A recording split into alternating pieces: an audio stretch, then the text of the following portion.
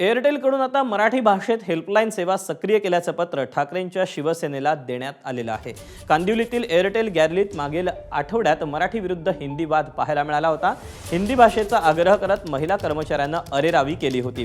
त्यानंतर ठाकरेंच्या शिवसेनेनं एअरटेल कंपनीला पत्र लिहून ग्राहकांसाठी मराठी भाषेत हेल्पलाईन सेवा सुरू करण्याची मागणी केली होती।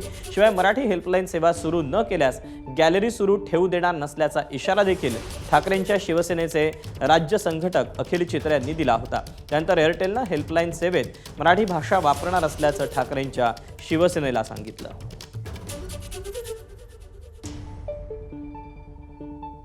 काल एअरटेलनी लेखी स्वरूपात हे दिलेलं आहे की मुंबई महाराष्ट्रात मराठीमध्ये सेवा हे त्यांच्या सगळ्या हेल्पलाईन सर्व्हिसेसवर हे सुरू करण्यात आलेले आहे। मोठ्या प्रमाणात मराठी तरुण तरुणींना त्यामुळे रोजगार उपलब्ध होणार आहे, कारण तिथे मराठी बोलणारे एक्झिक्युटिव्ह लागतील आणि त्याच प्रकारे लवकरात लवकर मुंबईसाठी 3 डेडिकेटेड वेगळे नंबर्स हे सुरू करतील अशा प्रकारचं आश्वासन देखील एअरटेल तर्फे देण्यात आले आहे। एबीपी माझा, उघडा डोळे बघा नीट।